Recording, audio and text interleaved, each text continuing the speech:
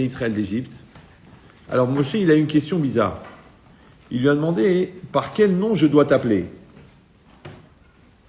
Bon. Alors Hachem, il a répondu à ce moment-là, Eke Asher Eke, Eye Asher Eye, je serai celui que je serai. D'accord? Et ce nom, en vérité, c'est une discussion chez les Chachamim. Est-ce que ce nom-là, il est Kadosh ou non? Parce que c'est la seule fois où on le voit dans toute la Torah. Il a dit, je serai celui que je serai. Et il y a beaucoup d'explications, si vous avez l'occasion d'étudier ce passage, dans Shemot. Et le Ramban, il amène un midrash incroyable. Il dit, c'est quoi je serai celui que je serai? Eye Asher Eye. Il dit, c'est Ani Ove Itra Keshem Sheata Ove Imi. Je serai présent avec toi, comme toi tu seras présent avec moi. Alors il dit, si par exemple l'homme, il va ouvrir ses mains pour donner au Tsar à Parnassa, lui aussi, il va donner Beshefa avec générosité à cet homme. Donc un petit peu un espèce d'effet miroir. C'est ça que j'ai choisi ce titre. C'est que, en fait, Hachem, il va se conduire avec toi comme toi, tu vas te conduire avec lui. Maintenant, cette perception que Hachem, il est face à nous et que Hachem, il intervient, oui, alors il y a une espèce de curseur. Parce qu'en vérité, la proximité d'Hachem avec l'homme, elle dépend de la proximité de l'homme avec Hachem. C'est pour ça qu'il y a une Mara dans Sota incroyable. Amar HaKadosh Baruch Hu ala Gaftan. Hachem, il a dit sur l'orgueilleux, En ani ve'u yecholim ladur ba'olam. Lui et moi, on ne peut pas résider dans le monde. C'est très bizarre. Il y a un homme, il est orgueilleux. Ouais. Et il y a Hachem. Hachem, il gère tout l'univers. Et il y a un homme, oui, qui a de l'orgueil. Et Hachem, il dit, c'est lui ou moi. En ani ve'u yecholim ladur. Moi, je ne peux pas résider avec lui. C'est bizarre. Alors il demande à Rav Dessler, mais comment un homme il peut faire de l'ombre à Dieu? Qu'est-ce que c'est un homme? Un homme, c'est un cumul aléatoire de particules élémentaires non répertoriées dans un espace concis, oui, et perdu dans l'infini cosmique et intemporel de l'univers. C'est ça un homme. Ouais. Bon, si vous avez du mal à retenir la définition, je vais vous donner en plus simple. Un homme, c'est reh. Reh. C'est rien, c'est du vent. Un homme, c'est rien. Alors comment un homme qui est rien, il peut faire de l'ombre à Dieu qui est tout? Parce que Dieu, c'est tout. Ouais. Alors il répond, le Rav Dessler, une chose extraordinaire. Évidemment qu'un homme, il ne va pas faire de l'ombre à Dieu. Et que Dieu n'a pas besoin de l'homme pour exister. C'est très bien expliqué là-bas dans le Yichot Yesodei Torah du Rambam. Il explique là-bas que Amitatso chez l'Akshbourou eno ki amitat basar vadam. La vérité de l'homme n'est pas comme la vérité de Dieu. Pourquoi? Parce que la vérité de l'homme, elle n'existe qu'en référence à quelque chose. Tu dis cet arbre, il fait 15 mètres. Parce qu'il y a une référence qui s'appelle le mètre. Ça pèse 30 kilos. Parce qu'on a, au pavillon des marques là-bas, on a au pavillon des mesures, on a le kilo de 1000 grammes. Oui. Mais Dieu, lui, il n'est pas référençable. Donc sa vérité, elle n'est pas par rapport à l'autre, elle est par rapport à lui-même. Alors que nous, la vérité, elle est toujours par rapport à autre chose. On peut vérifier ça grâce à. D'accord? Donc ça veut dire quoi? Ça veut dire qu'Hachem, il n'existe pas grâce à l'homme. L'homme, c'est sûr qu'il existe grâce à Dieu. Mais Hachem n'existe pas grâce à l'homme. Alors, qu'est-ce que ça veut dire moi et lui, on ne peut pas résider ensemble? Il répond, c'est que, en fait, encore une fois, Hachem lui-même, il va exister toujours. Mais dans la vie d'un homme, il va exister en proportion de combien l'homme lui a laissé de la place. Vous me suivez ou non? C'est-à-dire que la modestie de Dieu, c'est qu'il ne va pas rentrer dans la vie de quelqu'un qui ne le laisse pas rentrer. Maintenant, pourquoi on va chez un tzaddik pour demander une bracha? Parce que le tzaddik, il a tout donné à Dieu. Donc Dieu, il est rentré entièrement chez lui. Par contre, celui qui a mis son moi en avant, son moy, on dit en tahitien, son wam, ouais. Donc c'est son moi qui fait écran devant Dieu. C'est pour ça d'ailleurs que le mot je et le mot Dieu se ressemblent. Si Dieu veut. Je fais ce que Dieu veut. Maintenant, le jeu, pour ceux qui ne connaissent pas les règles du jeu, ouais, il peut devenir une forme d'avodazara, une forme d'idolâtrie. Parce que c'est quoi l'idolâtrie? Les gens disent oui, l'idolâtrie, tu te rends compte, des statues, des trucs, on se prosterne. Et tu réfléchis 2 minutes. Il y avait un arbre, d'accord? Tu as coupé un bout de bois, tu as taillé, tu as fait un visage, tu l'as mis devant toi. Et d'un seul coup, tu te prosternes. Oh mon Dieu, oh mon Dieu, oh mon Dieu. Tu te dis, il peut pas être Dieu. Il y a 5 minutes, il était un bout de bois. Mais en vérité, c'est quoi l'idolâtrie? L'idolâtrie, c'est que tu vas diviniser ta propre volonté. Parce que le plus haut niveau d'orgueil qui existe, c'est de dire qu'est-ce que Dieu dit. Tu parles à la place de Dieu. Ouais. C'est pour ça que la Gemara elle dit, celui qui est orgueilleux, c'est comme si il a créé un autel pour sacrifier. Qu'est-ce qu'il sacrifie? Sa famille, sa personne, son lamaba. D'ailleurs, une des dérives de l'orgueil, c'est la colère. Et aussi, la Gemara elle dit sur la colère, que celui qui est coléreux, c'est comme s'il avait créé un autel de sacrifice, et sur cet autel, il sacrifie sa famille, ses enfants, son couple, son avenir, sa communauté. Donc ça veut dire que quelqu'un, en vérité, s'il n'a pas pris cette posture d'accueillir Hachem, de se mettre face à Hachem, d'accepter Hachem, alors Hachem, il va exister, mais pas dans sa vie. C'est ça ce qu'on appelle Esther Panim. Oui. C'est quoi la bracha? C'est quoi la bénédiction? Issa Hachem Panav Elecha. Hachem, il va tourner son visage vers toi. C'est quoi, Chas v'Shalom, le contraire? C'est quand Hachem, il veut pas te voir. C'est comme si un enfant, il a fait une grosse bêtise, il va voir son père. Et le père, il veut pas le voir. Il va voir la mère. Il dit, ton père ne veut pas te voir. Alors le fils, il rentre dans le bureau, il dit, papa, j'ai fait une grosse bêtise, mets-moi une tannée, fracasse-moi, insulte-moi, mais regarde-moi. Le fils, il dit, le père, il dit, je ne veux même pas te voir. Quand on dit, je ne veux plus te voir, c'est pas qu'on a des problèmes ophtalmologiques. Ouais. Parce que le regard, en vérité, c'est quoi? C'est l'orientateur de la conscience, qui lui-même est l'orientateur de la neshama.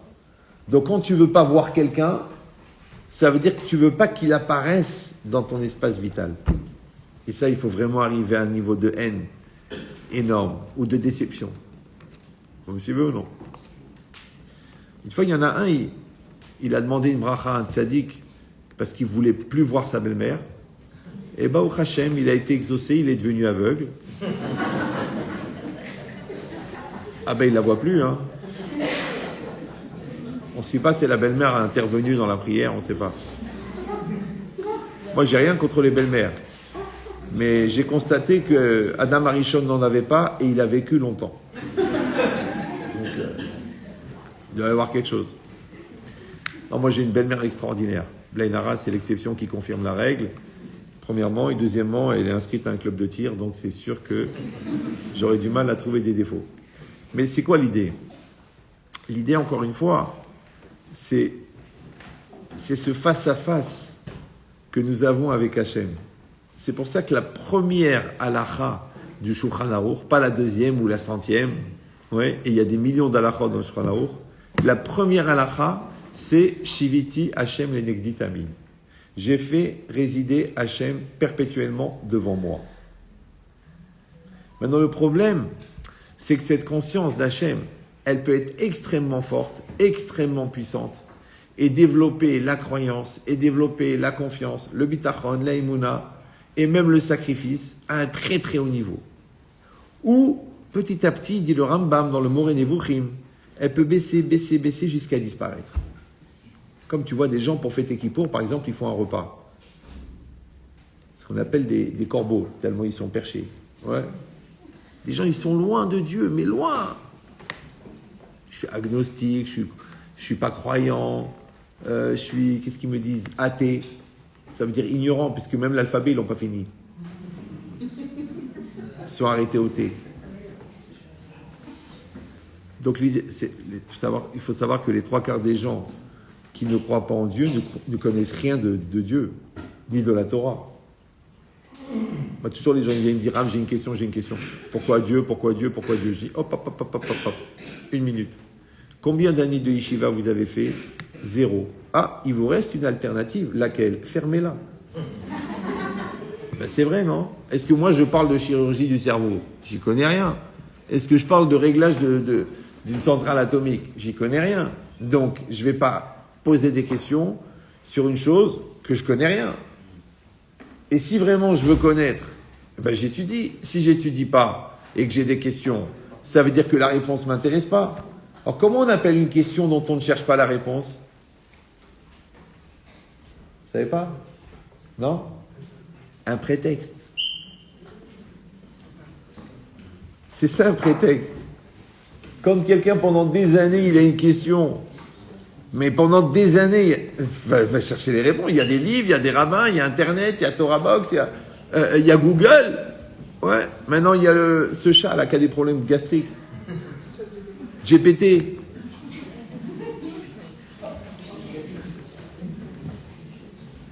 Ouais. Alors comment ça se fait que tu n'as pas trouvé la réponse? C'est pas que tu n'as pas trouvé, tu n'as pas cherché. Pourquoi? Parce que tu sais que la question, elle te permet d'éviter tes obligations juives. Alors que la réponse, elle t'engage à y aller maintenant. Vous me suivez ou non? Deuxièmement, quelle est la différence entre une raison et un prétexte? Quand quelqu'un dit, vous savez, j'ai des bonnes raisons. Ouais. Comment tu sais si c'est une raison ou un prétexte? C'est très simple. Moi, j'aime bien les définitions simples. Parce que des fois, les gens, ils t'embrouillent, tu ne comprends rien, les schémotes, la Kabbalah, baba, tu dis, j'ai rien compris, mais ça a l'air important. Ouais. C'est la meilleure manière de rester brel. Et si en plus tu t'appelles Jacques, alors là, c'est vraiment Mina Shamaïm. D'accord? Mais la différence entre une raison et un prétexte, c'est que la raison est raisonnable. Donc quand la personne te donne une raison qui n'est pas raisonnable, par exemple, il t'a emprunté de l'argent pour une semaine, ça fait 8 ans. Tu lui dis, bon, quand est-ce que tu vas me les rendre? Il te dit, est-ce que je suis prophète? Donc tu as compris que c'est un voleur. En plus, c'est ton beau-frère, donc c'est compliqué. Ouais. Donc il te dit, oui, mais j'ai mes raisons. Alors tu dis, excuse-moi, c'est quoi ta raison? Je préfère ne pas en parler, c'est très personnel. Oui, il y a une forme d'attachement à l'argent dans certaines villes du Maroc qui sont incroyables. Ouais. C'est vraiment, c'est à la limite, c'est la famille, quoi. Ouais. Mais l'idée, c'est quoi? C'est que la personne, en vérité, elle n'a pas de raison. Elle a un prétexte. Parce que si sa raison n'est pas raisonnable, c'est que c'est un prétexte. Ça va? Et le prétexte, c'est ce qui vient avant le texte. C'est prétexte. Donc c'est qu'elle n'a pas encore abordé les textes. Donc c'est qu'elle n'a pas étudié la Torah. Parce que s'il avait étudié la Torah, il aurait développé le da'at. Et le da'at en hébreu, en français, ça s'appelle la raison. Donc s'il avait du da'at, il serait raisonnable. Donc s'il n'est pas raisonnable, c'est qu'il est hmar. Ouais. Mais avant d'être hmar, il est ignorant. Et avant d'être ignorant, il est entêté. Et l'entêtement, c'est quoi l'entêtement? L'entêtement, c'est le mensonge que tu gardes en tête. L'entêtement. Et c'est dur à percevoir parce que c'est très personnel. Et là, personnellement. Moi, j'ai pas l'habitude d'expliquer les blagues, mais là, ça doit être à cause de la chaleur. En vérité, c'est pas une blague. Personnellement, c'est pas une blague. C'est que si la personne n'arrive pas à être elle-même, à se connaître et à se maîtriser, et à connaître la part de Yetzer Hara qu'elle a en elle, alors vraiment la personne, elle ment. Puisque déjà, elle se ment à elle-même. Vous me suivez ou non? Donc dans cette logique-là, Shiviti Hachem lenegdi tamid, je fais résider Hachem en face de moi, tamid, perpétuellement, le jour, la nuit, quand je suis bien, quand je suis pas bien, quand il m'arrive des bonheurs, quand il m'arrive des malheurs, c'est tamid. Alors que les gens, qu'est-ce qu'ils font? Soit ils vont au supermarché de la Torah. Ah, ça, j'aime bien ça. Les repas de Shabbat, c'est super. Ah, non, les interdits, c'est embêtant. C'est stressant. Ouais. Les obligations, moi, il ne faut pas m'obliger. D'accord? Donc ça, ils vont au supermarché de la Torah. Ils vont à leurs courses. C'est pas comme ça. La soumission, c'est que Dieu, c'est Dieu, et toi, tu es le serviteur. D'ailleurs, on a une journée entière qui s'appelle Rosh Hashanah, où toute la journée, on répète Hashem Melech, Hashem Malach, Hashem Imloch, Leolam Vaed. Pourquoi on a besoin de répéter toute la journée? Parce que c'est pas évident. Il faut quand même savoir que les 3/4 des gens pensent que eux, ils sont le roi et que l'homme et Dieu, c'est le serviteur. Ça vous arrive des fois? Non? C'est quoi Dieu, c'est le serviteur? Dieu, c'est le serviteur. C'est-à-dire que toi, tu es dans un hôtel, tu as payé 1 000 € la nuit, il manquait 2 serviettes. Le matin, tu vas à la réception, tu te plains, tu dis, 1 000 € la nuit, il manque 2 serviettes. L'autre, il dit, on s'excuse, on est un hôtel, on vous doit une certaine prestation. Donc, quand toi, tu te plains de la vie, ouais, je me marie pas, la maison, elle se vend pas, mon fils, il me saoule, mon mari, il est fou, j'aime pas mon corps, j'aime pas mon nez, même si tu te fais couper le nez, néanmoins, tu seras toi-même. Donc, en fait, si on se plaint de la vie, c'est que Dieu, c'est un prestataire de service. Donc Dieu, c'est un serviteur. Chas Shalom. Non, il faut être clair dans la tête. Parce que les gens, ils disent non, Chas Shalom, mais ça va pas, tu es fou, Hashem Melech, Hashem Malach. Arrête. Je rappelle que le baratin n'est pas un endroit où on sert des tisanes. J'ai besoin des blagues pour savoir si vous suivez.